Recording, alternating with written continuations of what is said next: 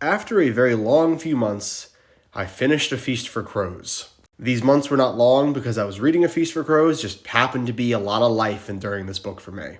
And I have very complicated opinions, feelings, and thoughts on this book, so buckle down for a few minutes with me, and let's talk about it. First things first, for those of you who do not like this book, think it's terrible, I just can't see it. This book, like every other book in the Song of Ice and Fire series that I've read so far, was amazing. But it was amazing in a very different way. A Feast for Crows is a very character-driven book. There isn't a lot of tangible action throughout the book. Instead, there was a lot more internal development for a lot of different people. And this book serves two purposes. It serves as the fallout from the War of the Five Kings, and it serves to build up the rest of the story. So I think what A Feast for Crows ends up being is a book of a lot of highs and lows. I think there are points in this book, specifically with some Samuel chapters, and like one Arya chapter and maybe one or two Brienne chapters, that are really slow. Like, really slow. This doesn't mean they're bad, but there were definitely some chapters in this book that I wasn't as entertained by as most of the other chapters. But with that being said, while there are some slow chapters, there are also some insane chapters. Chapters filled to the brim with so much lore, so much context, so much nuance, so much complicated things that this was the book that I felt I had to stop reading after chapters the most. I'm going to tell you why. There were a lot of moments in A Feast for Crows where you learn something so profound and so substantial that changes the way you think about the story that it is best to stop after reading a few specific chapters to ponder what's going on. Some highlights that I really, really loved. Jaime's character arc, as a whole, was phenomenal in this book.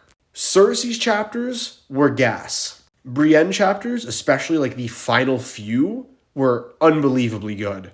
Arya's first chapter is amazing. Sansa's last chapter is amazing. The King's Moot is one of the best chapters in the entire book series. The plot in Dorne is phenomenal, and I did not expect it. And the ending, where you realize that there is a faceless man in Old Town, was insane. So long story short, in terms of every chapter in the story, there are a few slow ones, but for every one slow chapter, there are 5 absolutely amazing ones. I was really worried going into this book that not having a lot of the core members of the Song of Ice and Fire cast would be really detrimental to my experience, but it really wasn't.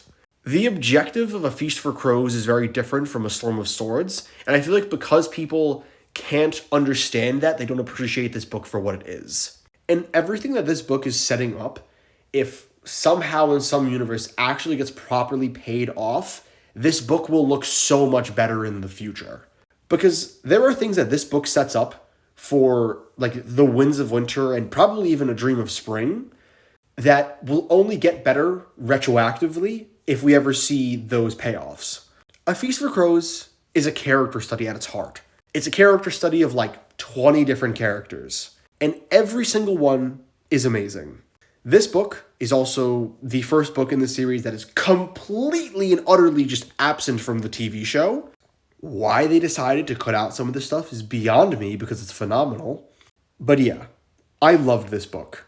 Now, if I were to rank it out of the 4 Song of Ice and Fire books that I've read, I would say A Clash of Kings is 4th place.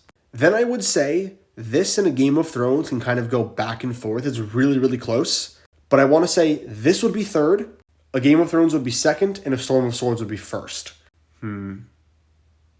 No, I like this one better than Game of Thrones. This is 2nd. Like, really close between those two. But yeah, I will make more videos, more content regarding specifics for A Feast for Crows and A Dance with Dragons as I read it.